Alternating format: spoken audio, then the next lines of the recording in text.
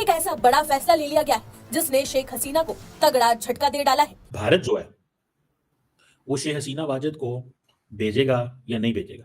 बांग्लादेश की पूर्व प्रधानमंत्री शेख हसीना को सोमवार को कई आरोपों में मौत की सजा सुनाई गई है, लेकिन इंडिया ने कहा है कि नहीं, हम अभी तक वो जवाब भी नहीं देते, परवाह भी नहीं करते।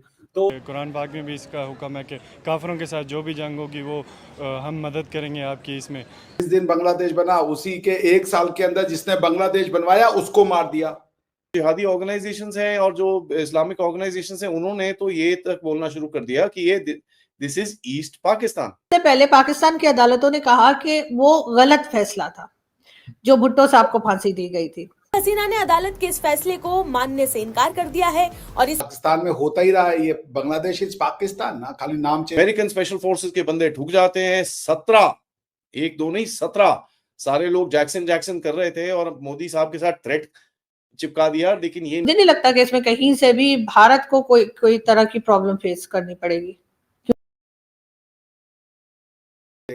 ये तो ट्रैप था अमेरिका का, वो उसमें फंस गई। यही ट्रैप तो भारतवर्ष में मोदी जी के अगेंस्ट भी हुआ था। अगर आपको किसान आंदोलन याद है तो किसान आंदोलन में जो 15 अगस्त के दिन कुछ सो कॉल्ड किसानों ने वो भैया दिल्ली के लाल किले पे चढ़ गए थे, वहां पे उन्होंने झंडा फहरा दिया था और उसके बाद जो है वो बदनाम करने की कोशिश की थी हमारे सिख भाइयों को।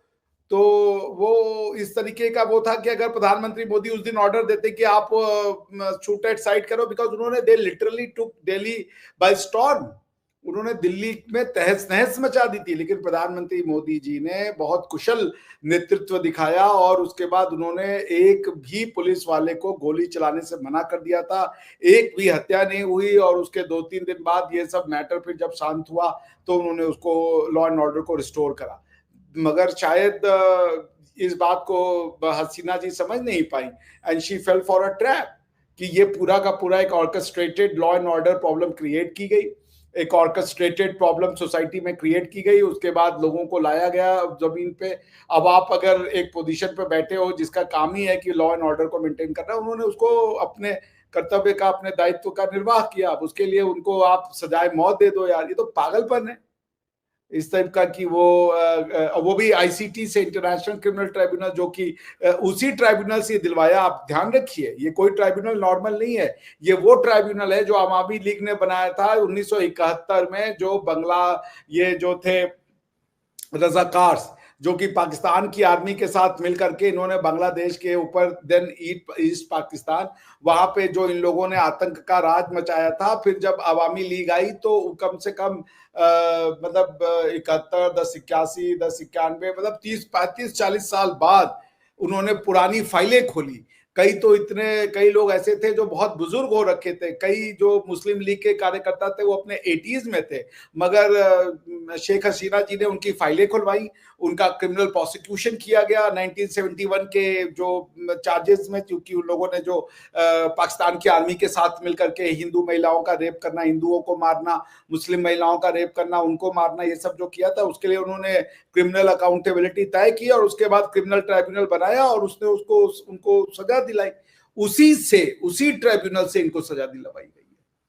तो ये एक सोची समझी साजिश है आरजू जी, और ये अनफॉर्चुनेट है। ये जब तक ये आप देख लीजिए दोनों तरफ से, चाहे ईस्ट पाकिस्तान हो चाहे वेस्ट पाकिस्तान हो, दोनों। आपकी बात तो सही है मैडम कि वो भारत को क्यों मुश्किल में डालेंगी, लेकिन एक और चीज़ भी है ना। बहुत सारे लोगों का ये कहना है, मैं जो चीज़ मैं समझ रहा था या देख रहा था, बहुत सारे लोगों का ये कहना है कि इंडिया जो है वो, जब इंडिया को कोई बंदा चाहिए होता है तो इंडिया तो उस पर शोर डाल देता है और कहता है कि भाई इस बंदे को जो है वो वापस भेजो।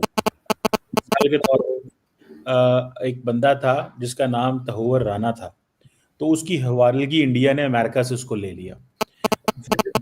अगर तहव्वुर राना को इंडिया ने अमेरिका से ले लिया और इंडिया ने कहा जी इस बंदे को भेजेंगे, नीडेड है, ठीक है जी, दैट्स अ क्वेश्चन। फिर आपको याद होगा कि एक बंदा है, उसको अभी इंडिया जो है, आई थिंक विजय मालिया या समथिंग, वो बरतानिया में है। फिर एक बंदा और है जो यूके बेल्जियम से इंडिया मंगवा रहा है। तो इंडिया ये एक्सपेक्ट करता है कि दूसरी कोर्ट्स इंडिया की सेंसिटिविटीज का ख्याल रखें। तो ये मौका तो बड़ा इंपॉर्टेंट है कि उनको चाहिए कि वो ये इंगेजमेंट करें इंडिया के साथ, और अगर वो नहीं होते तो आपको लगता है कि मामलात इस हद तक भी जा सकते हैं कि डिप्लोमेटिक रिलेशंस नेक्स्ट गवर्नमेंट जब आएगी अगले साल अगर इलेक्शन हो जाते हैं तो खराब हो जाएंगे? ये क्यों है? क्योंकि इंडिया ने दूसरे मुल्कों को कहता है कि हमारे बंदे वापस भेजो। ये जो चीज है इसमें अगर इंडिया नहीं भेजता तो डू यू थिंक कि डिटीरियरेट होंगे रिलेशंस? यहाँ के आप समझती हैं कि इंडिया के पास बहुत लिवरेज है, इकोनॉमिक और बहुत सारी चीजें हैं, इंडिया परवाह नहीं करेगा? नहीं सर, सबसे पहले तो ये कि इंडिया के इस वक्त बांग्लादेश के साथ वैसे भी कोई खास अच्छे रिलेशनशिप नहीं है, कोई खास अच्छी दोस्ती यारी नहीं चल रही है, कुछ ना कुछ टेंशन तो बनी हुई है।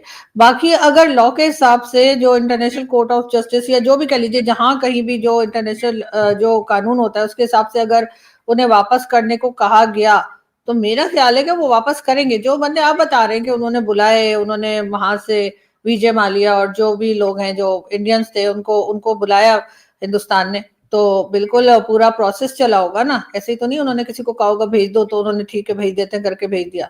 तो उन्होंने दायरा पूरा एक जो प्रोसेस होता है केस दायर करने का, केस फाइल करने का कि जी ये हमें चाहिए, इसने हमारा ये नुकसान किया है, वो सब बताया होगा और उसके बाद उसको भेजा गया होगा। तो इसी तरीके से अगर बांग्लादेश की गवर्नमेंट भी हर चीज फाइल करेगी और कहलवाएगी भारत को कि भेज दें, तो मेरा ख्याल है कि मुझे नहीं लगता कि वो कोई इस तरह की बात करेंगे कि नहीं जी हम नहीं दे रहे, मतलब क्यों हमने रखा हुआ है हमारी मर्जी में। वो वाली चीज मुझे नहीं लगता कि यहाँ पर होगी। अगर किसी तरीके से जैसे आप कह रहे हैं कि भारत ने अपने लोग लिए, इसी तरीके से बांग्लादेश भी ले ले फिर इससे शेख हसीना को।